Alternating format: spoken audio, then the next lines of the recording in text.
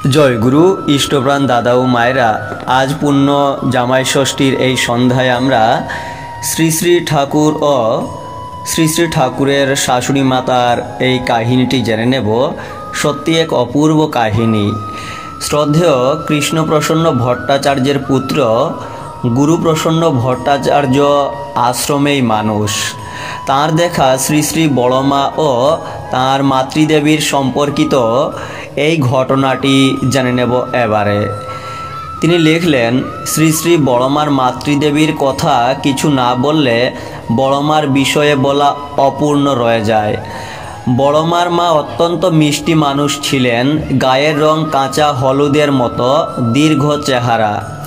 পাবনা শহরে তিনি যে বাড়িতে থাকতেন সে বাড়িতে আমি গেছি। প্রায়ই তিনি শ্রী শ্রী ঠাকুরের কাছে আসতেন। পূজ্যপাদ শ্রী শ্রী বরদার কাছে একবার শুনেছিলাম এক ঘটনা। পূজ্যপাদ শ্রী শ্রী বরদার বয়স তখন খুবই কম, 14 থেকে 15 হবে। দুপুরবেলা ঠাকুর ভোগের পর ভাই বোনেরা সকলে মিলে আহারে বসেছেন। শ্রী শ্রী বড়মা পরিবেশন করছেন। এমন সময়ে শ্রী শ্রী ঠাকুরের হাঁটার আওয়াজ এলো। এদিকেই আসছেন তিনি। এমন সময়ে তিনি সচরাচর এদিকে আসেন না। ঠিক এর কিছুক্ষণ পূর্বেই শ্রী শ্রী ঠাকুরের শাশুড়ি মাতা এসে পৌঁছেছেন।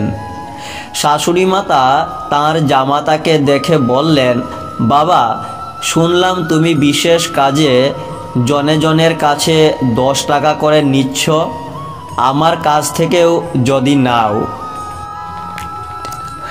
এই কথা বলছেন আর কুঁচর থেকেও খুলছেন। শোনামাত্র পরম দয়াল শ্রী শ্রী ঠাকুর নতজানু হয়ে শাশুড়ি মাতার দিকে অঞ্জলি বাড়িয়ে দিলেন। শ্রী শ্রী বরদা একদিন গল্প করতে করতে বলছিলেন, গ্রহণের এমনতর স্বর্গীয় ভাব কখনো দেখিনি। দৃশ্যটি দেখে ভাবাবেগে 2 চোখ জলে ভরে গেল। যেন ওই 10 টাকার জন্যই কাজটি আটকে গিয়েছিল। অন্তর্যামী তিনি ঠিক সময়ে এসে শাশুড়ির দেওয়া অর্ঘ্য গ্রহণ করেই চলে গেলেন। এবারে শ্রী শ্রী ঠাকুরের এই বাণী জেনে নেব। স্বামীর বিরক্তি ও ক্রুদ্ধে। তোমার কোনো ব্যবহারে তোমার স্বামী যদি তোমার উপর বিরক্ত, দুঃখিত ও ক্রুদ্ধ হইয়া ওঠেন, তুমি কখনোই তাহাকে অমন্তর ফেলিয়া সরিয়া দাঁড়াইও না। তাহার অবস্থা পর্যবেক্ষণ করিয়া ত্রুটি স্বীকার করিয়া দুঃখিত হইও, আর আদর, সহানুভূতি ও সমর্থন দ্বারা তাহাতে আরও নিবিড় হইও। উভয়েই সুখী হইবে। এই পুণ্য দিবসে এই তথ্যগুলি আপনারাও শেয়ার করতে পারেন। জয় গুরু।